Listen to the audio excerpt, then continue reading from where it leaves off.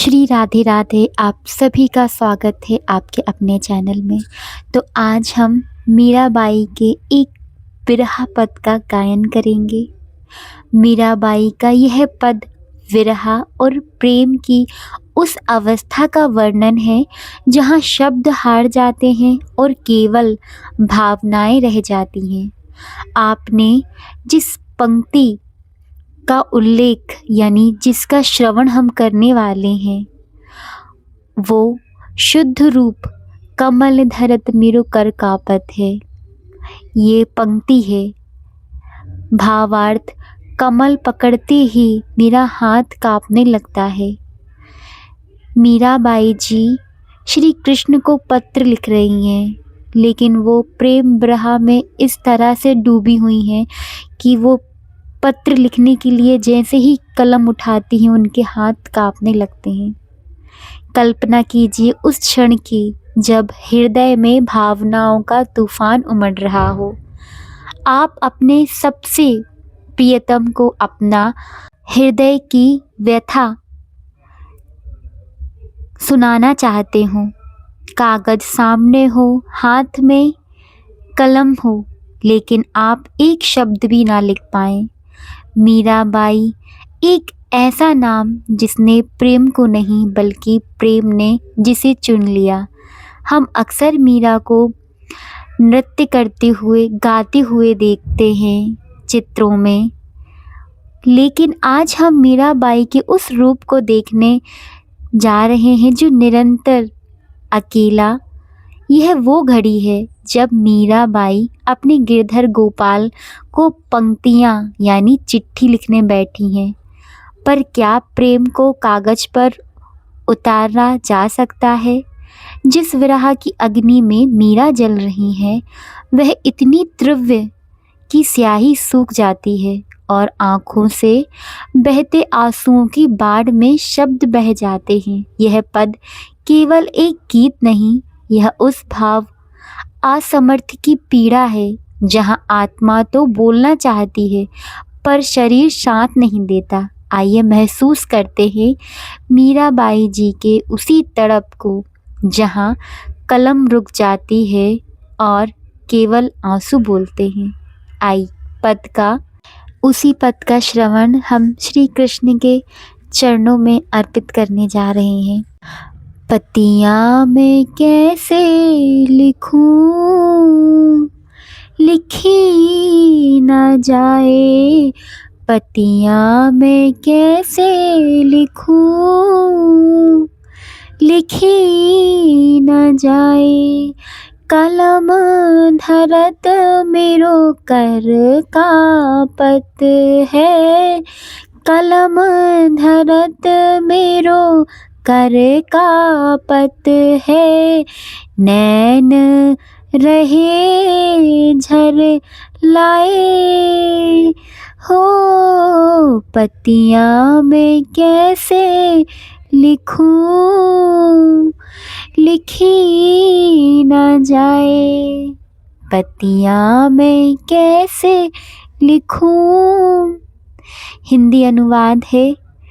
हे सखी, मैं अपने प्रियतम श्री कृष्ण को पत्र चिट्ठी किस प्रकार लिखूं, मुझे यहाँ लिखी ही नहीं जा रही।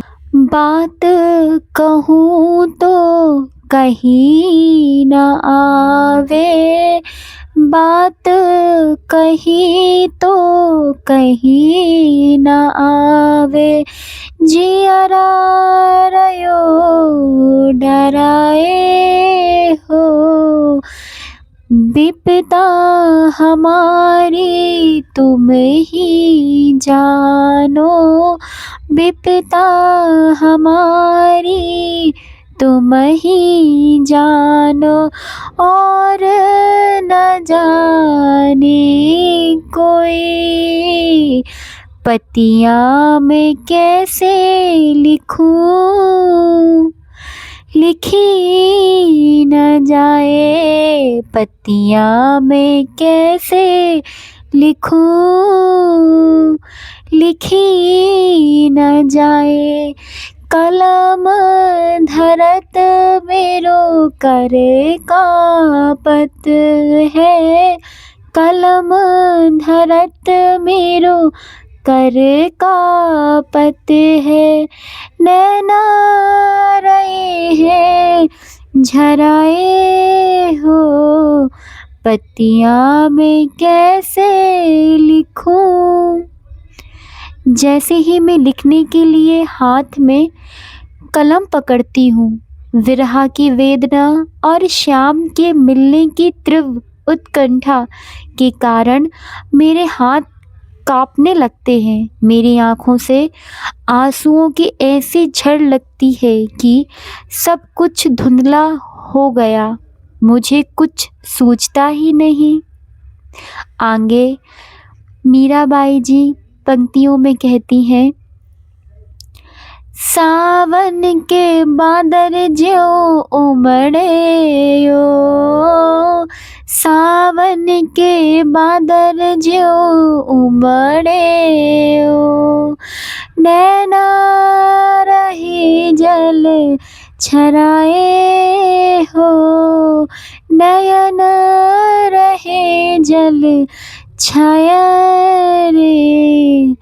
मीरा के प्रभु गिरधर नागर, मीरा के प्रभु गिरधर नागर, चरण कमल चित लाए रे हो, चरण कमल चित लाए रे।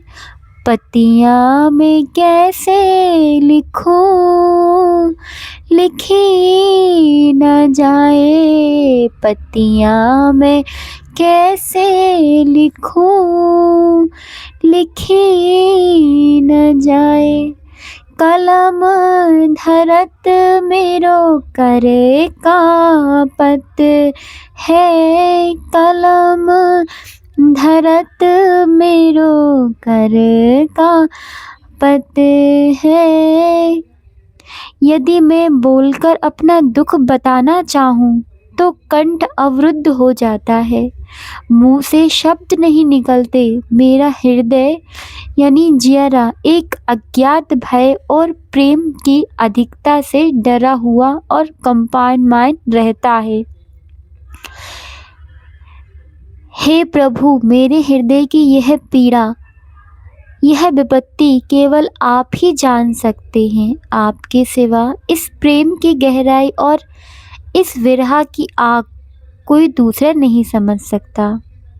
जैसे सावन में महीने में बादल उमड़ घुमड़ कर आते हैं, वैसे ही मेरी आँखों में आंसू उमड़ रहे हैं और दृष्टि पर जल आंसू छाए रहते हैं।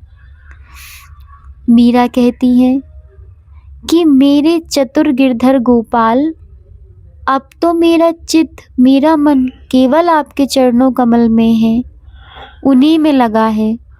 पत्र लिखने की आवश्यकता नहीं, बस आप ही मेरी सुध ले लें।